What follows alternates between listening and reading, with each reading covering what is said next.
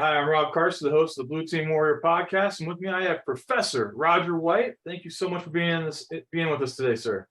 Hello. How you doing, Rob? Excellent. Sorry, I forgot my blazer.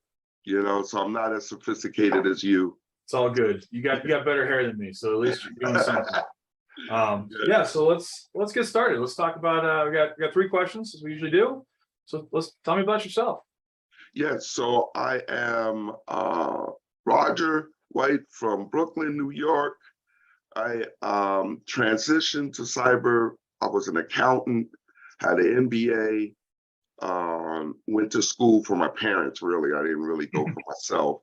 And it was extremely boring, right? Being an accountant for me, for my personality. There's nothing wrong with accountants, just my personality didn't fit. I saw some IT people in my company. I worked for Pricewater, and I wanted to do that. That looked exciting to me. So I talked to a tech. He told me how to do it. He told me what tech school to go to. At that time, tech schools was the thing, right? It wasn't college, it was going to a tech school. So I went to a tech school. I got my A+, my Network Plus. At that time, Security Plus wasn't out. It was the early 2000s. And I got a job as help desk at the NASDAQ stock exchange, all right? And I fell in love ever since.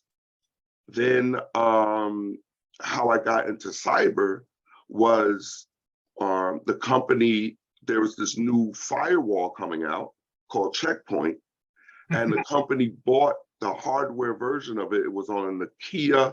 I remember this. It was on a Nokia box. It looked like a router. So they gave it to the network guys. Hey, this looks like a Cisco router, right? It looks like a Cisco switch. So maybe this is networking. And they said, who wanted to volunteer for it? I said, okay, I'll figure it out. And, I couldn't figure it out. I went to some Checkpoint classes, right, with the vendor, and I fell in love with that ever since. It seemed real cool to be able to block traffic and network and firewall rules, and it was great. And I got more and more into it. And here I am today. I liked it so much that I started to teach it. As a professor, I teach at multiple universities. I didn't want to quit my day job, so they call us an adjunct professor.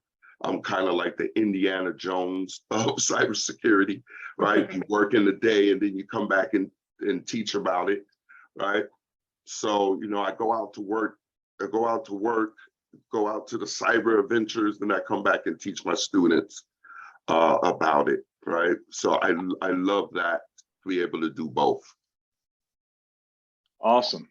All right, cool. And that's a cool thing to be able to, give back, right? Yeah.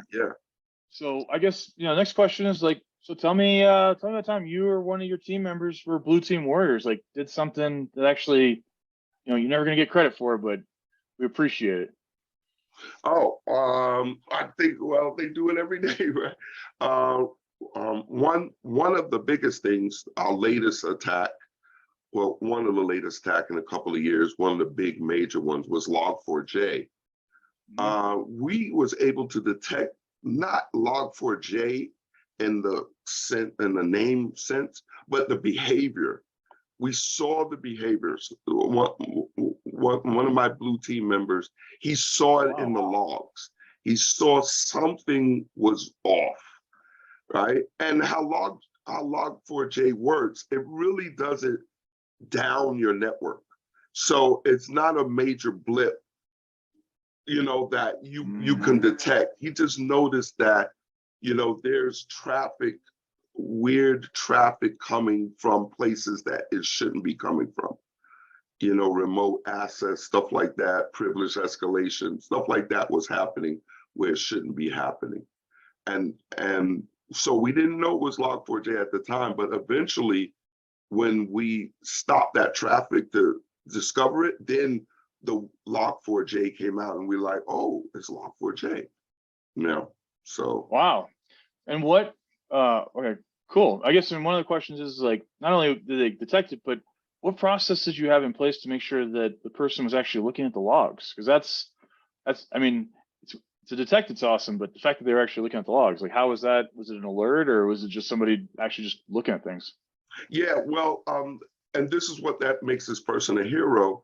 He said, you know what? I'm going to start monitoring this. This is something that is, remote access, stuff like that. I'm going to start monitoring where that's coming from and how that's going. It should only come from a certain area, Mhm. right? Developers, or from, if it's coming from somewhere else, we need to identify that, right?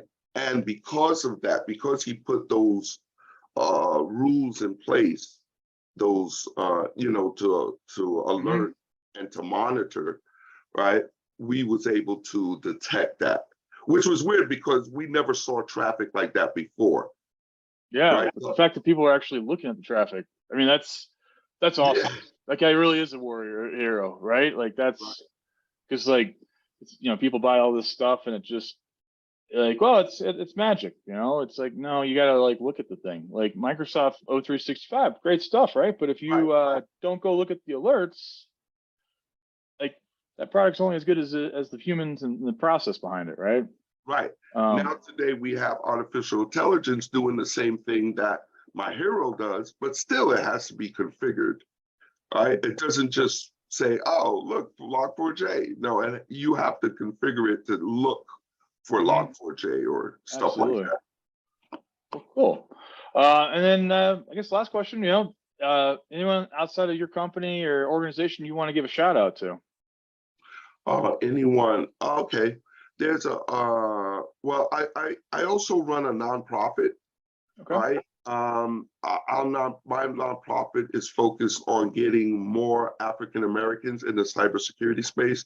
As you know, there's a diversity, right? Oh, The numbers absolutely. are low. So I'm trying to get this on my side, trying to get the African Americans skilled. So on your side, you can hire them, right?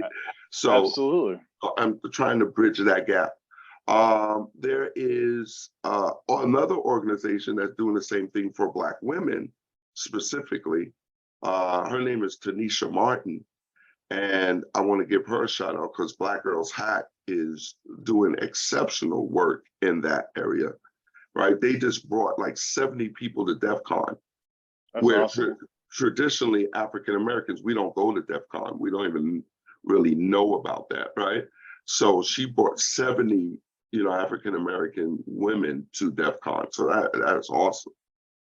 That's incredible. Yeah. No, that's great to hear.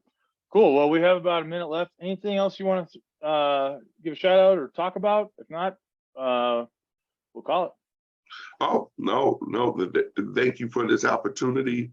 Your podcast, I hope you're the best on your podcast. And I'll definitely come back again if you need me. Awesome. I love it. Cool. Thank you so much. Let me